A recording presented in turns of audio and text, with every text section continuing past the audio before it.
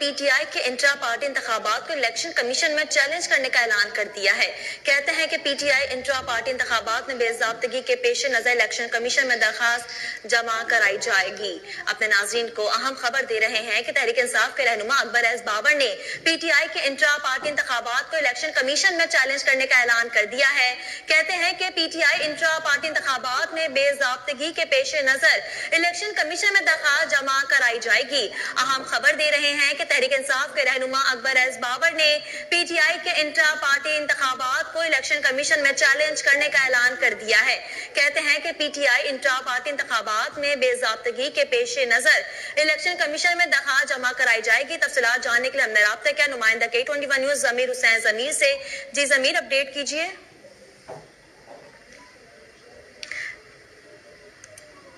ضمیر، آپ ہمیں سن سکتے ہیں؟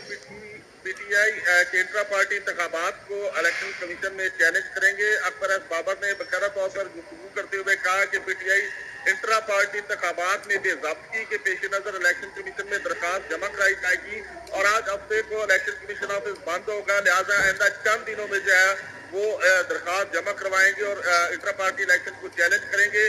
مزید اکبر ایس بابر نے دعویٰ کیا ہے کہ ہائی کورٹ کے فیصلے کے بعد ہم پی ٹی آئی کا حصہ اور بانی رہنما ہیں۔ ان کا مزید کہنا تھا کہ آج شام کو انٹرا پارٹی انتخابات کے اس دن اہم پریس کانفرنس کرنے جا رہا ہوں، قوم کے سامنے انٹرا پارٹی الیکشن میں ہونے والی بے ضابطگیاں جو ہے وہ رکھوں گا، یہ کہنا ہے اکبر ایس بابر کا۔ جبکہ دوسری جانب پاکستان تحریک انصاف کے انٹرا پارٹی انتخابات میں بیرسٹر گوہر علی خان بلا مقابلہ جو ہے چیئرمین پی ٹی آئی منتخب ہوئے ہیں۔ Omar Ayub intra party election میں پی ٹی آئی کے جنرل سیکرٹری منتخب ہوئے ہیں، جبکہ doctor Yasmin Rashida P T I Punjab کی صدر، بلوچستان کے صدر منیر احمد بلوچ، جبکہ حلیم عادل شیخ سندھ کے صدر منتخب ہوئے ہیں۔ اس کے علاوہ علی امین گڈا کو تحریک انصاف خیبر پختونخوا کے صدر منتخب ہوئے ہیں۔